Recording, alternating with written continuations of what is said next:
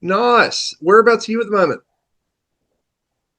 So I'm in Oklahoma City. Yeah. So like right in the middle of the country, right above Texas, pretty much. Yeah. Look, as an Australian, unfortunately, as many people, the only thing I know about Oklahoma City is that some prick blew it up once, like when I was a kid. Yeah, yeah. Um, The what else can we talk about Oklahoma City? What can you tell me about the music scene?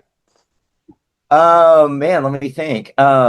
It's honestly being so close to Dallas, it kind of gets like the trickle down. So it's sort of a B market, I would say. Um, but it's one of those places where like major artists will hit it like the second time around on a tour type of thing. But as far as like underground stuff goes, there's a lot of good sort of punk and metal and that type of thing. There's a band called Peeling Flesh from here that's kind of blown up. Hmm. Another band called Chat Pile from Oklahoma City. Know that name, yeah. And yeah. So there's kind of always been a history of music. Flaming Lips were from here. Hmm. Um, yeah, and just some older punk bands, an older punk band called NOTA that was pretty popular in the 80s. Hmm. But it's only like every 5 years kind of a band breaks out. Yeah. Now, obviously, I this is an elephant in the room, and I can't not acknowledge it. What is behind? So, are these your paintings?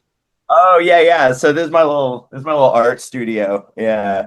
Nice. The ones behind, like particularly over your shoulder. Now, is the white a choice or is that unfinished? It's just unfinished right Yeah, now. cool. Yeah. It'll be These are it'll get finished, but yeah, I'm kind of I'll send some your way too. I have a lot more in my house. I'm in my little garage studio. yeah.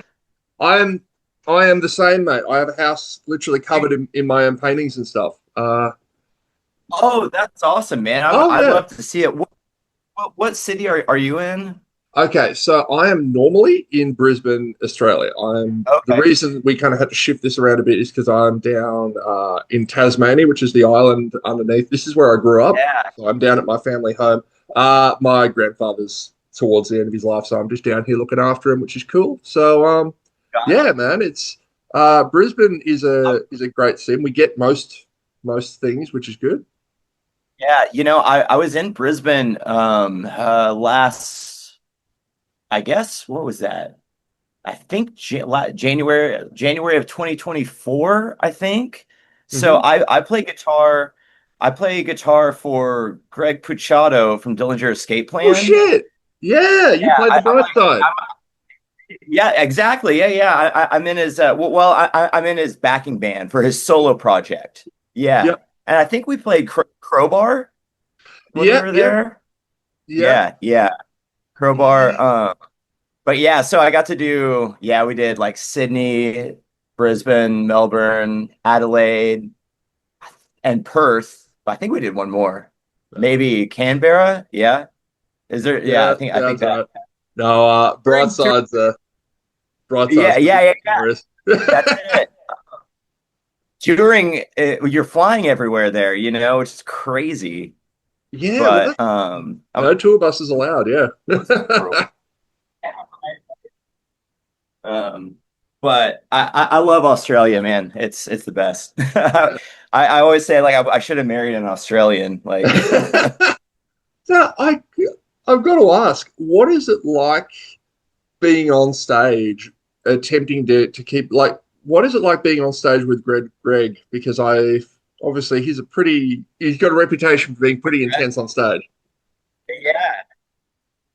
I mean, like obviously he had been like a hero in music of mine, just like Hmm. for anyone into underground music and metal. Um, and it's funny because when I was 15, I saw Dillinger on his first tour with them. So that would have been 2001 or two, I think. Yeah. And apparently, and we've talked about this because apparently it was like only the third show he had done with them on that tour. So pretty cool. Yeah. But how things like roundabout turn out. But I mean, he's amazing, and he doesn't go as wild as some of the Dillinger days, though. He can. It's more like directed at the crowd, now. But Oh, if I mean, he's amazing. Just like seeing that level of talent and performance every single night and just what comes out of him, is he's a genius. Yeah, he's awesome. So, mate, growing up, what were some of the albums that had a profound impact on you? Oh man, just kind of overall. Yeah.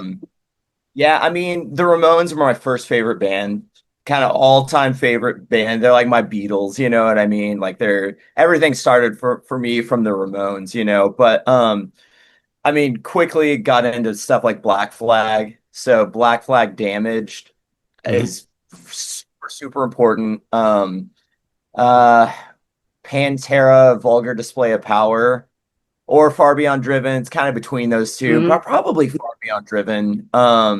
That's huge. Yeah, I'm trying to think off the top of my head. I was getting really into Slayer,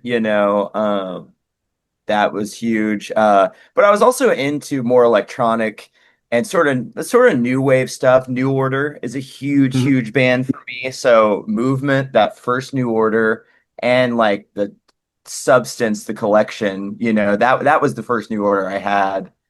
So New Order was huge. Nine Inch Nails, pretty hate Mhm. machine, And I would say Nine Inch Nails is definitely within that top five. And really, from learning that Nine Inch Nails was sort of spawned off of a bunch of other stuff, is kind of what led me into getting into Ministry and Mhm. Nights Are Ebb and like Front 242 and just everything like that. Yeah. So, yeah, mostly like punk, metal, new wave. That's kind of Yeah. what my favorite albums were. The You're listing off, Smiths. yeah, you're listing off all these bands, and I'm like, yeah, you and I are going to get along like a house on fire. It's awesome. Yeah, I can talk about music forever. When I was 16, I was really lucky to get a job at a really, really good record store Oh, here. lucky. Yeah. And the owners would kind of yeah, the owners would kind of they were super well versed in everything, of course. So they would kind of figure out what I liked and then show me like the next levels of all this stuff. So yeah, between that and skateboarding, I was really just, primed for it. So, mate, how do you think the sound of Black Magnet has evolved? So, this is you are about to release album number three. Is that right? Yeah, full length number three. So, the band started off as a solo project. So I did a little four-song demo tape in I think 2018. Yeah, towards the end of, or I guess beginning of 2018. Um, and really the band started because I was kind of between bands and I was jamming with people, but I couldn't really find anyone that I was particularly jiving with at the time. And choosing to play. I was also learning how to record, audio engineer, and learning just synthesizers, Pro Tools, drum machine, in the box, out of the box, that kind of thing. So I've just started like using a lot of my creativity with those tools that I had. And I'd always liked industrial, but it wasn't something that I was like choosing to do at like a stab in the dark or whatever. It was more like a natural thing where I just got interested in more electronic music, but I had always been like a heavy music player.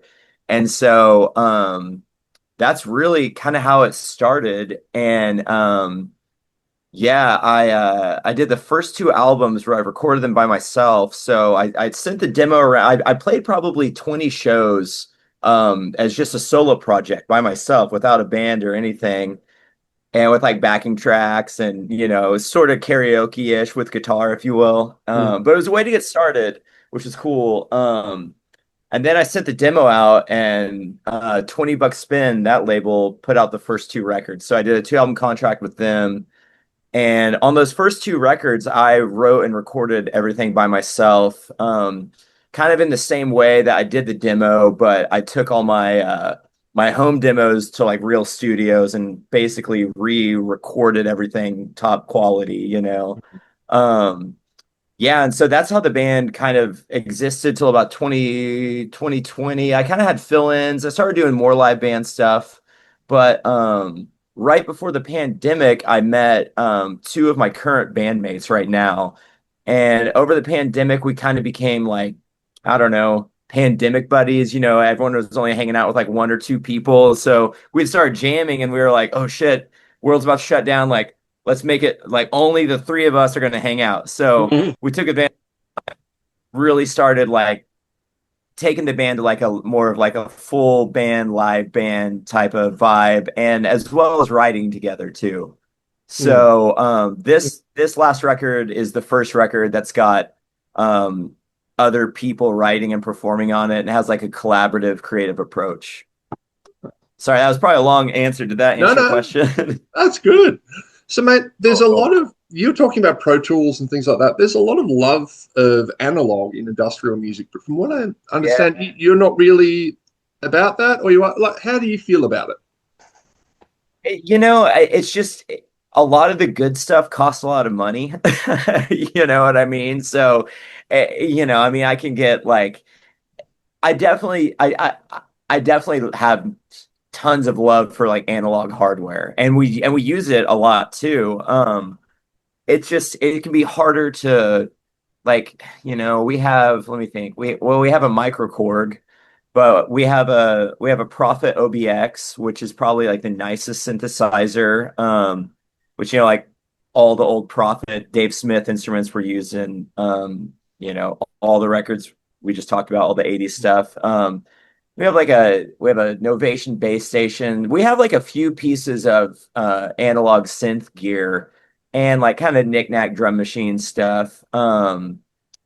But it's a lot of the time it's just easier to write at least the melodies of the synths and the drum machines all in one spot, if you will, like inside the computer, Mm. because you have it all right there, easy to manipulate versus like retracking it or like wiring with it on the same Mm. time clock and stuff, which I honestly I want to do it that way more.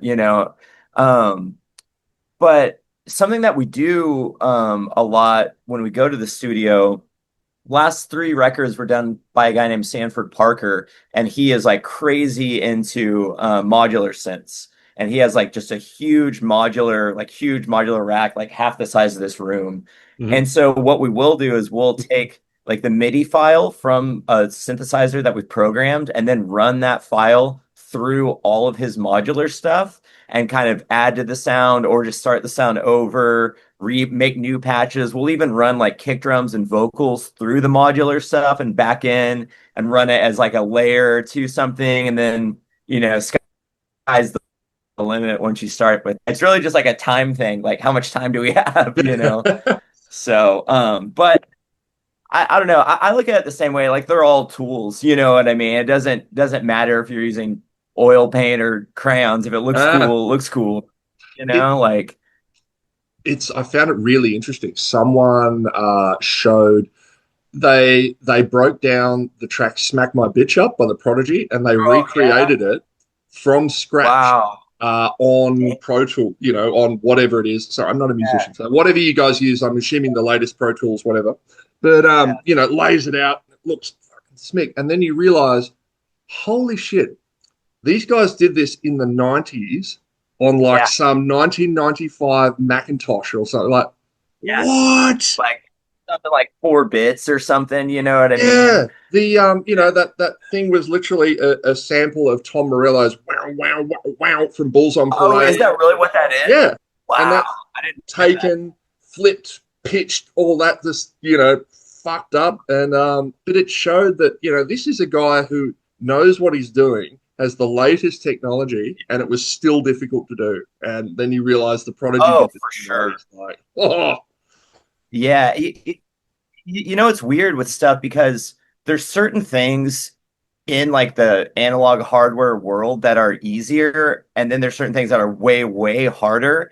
And then there's certain things in like the digital Pro Tools realm where it's almost like there's so many options and so many ways to do a thing that unless you know the program through and through, it's like it can be a clusterfuck.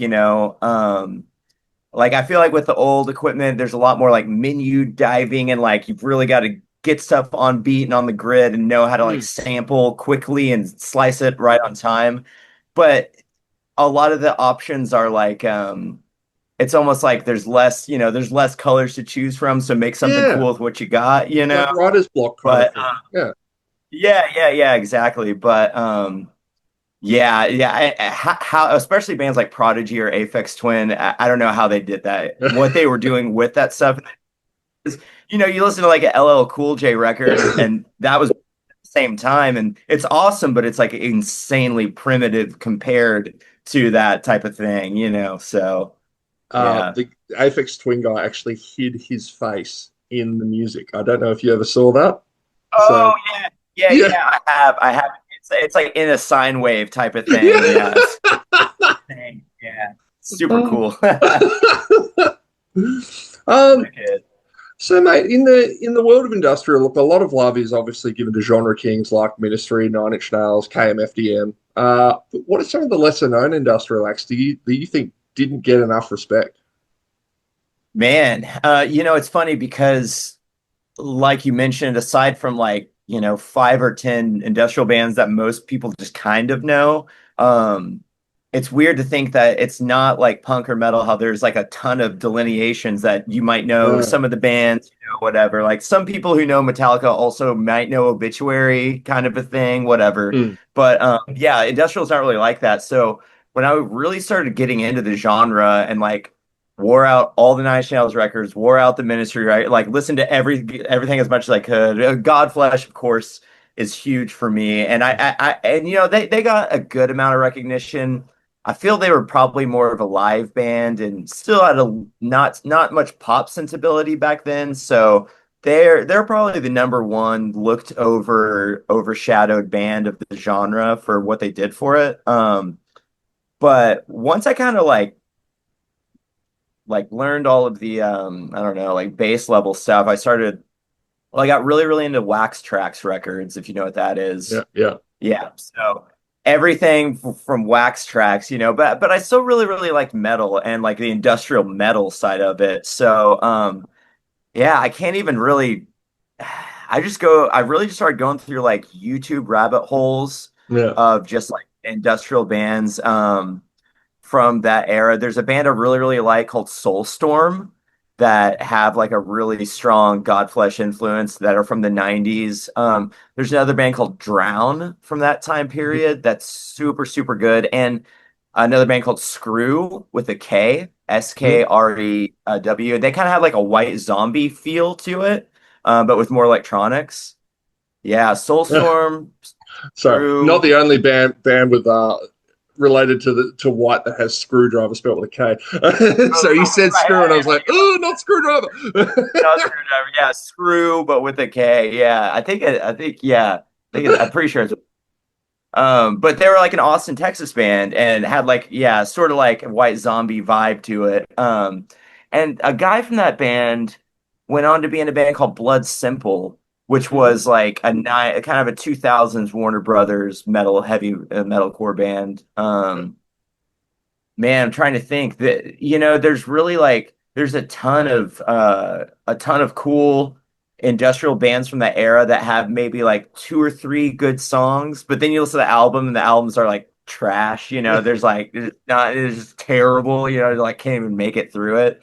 So Well, they could get yeah, away with that back then. They just had to trick you into paying you $30. exactly for 2 songs. And I kind of feel like that's maybe why industrial hasn't had the the bigger impact is because there wasn't the amount of high quality songwriting going in it Mm, versus a lot of other stuff. And it's a lot of it. I feel like a lot of people in the genres get really caught up in and like the instrumentation and sonic palette of it, like as far as synthesizers, drum machines, mixing noise, all the stuff.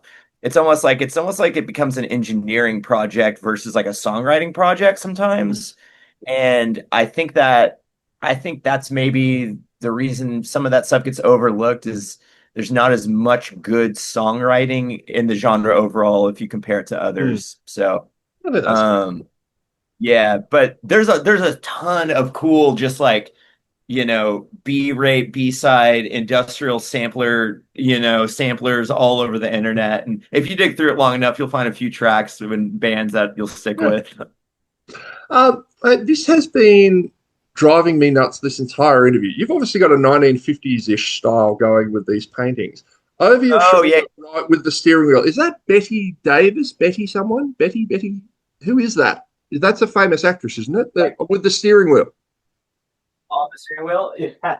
No, it's funny. I'll give you the secret to it. Yeah. So it's actually Ah!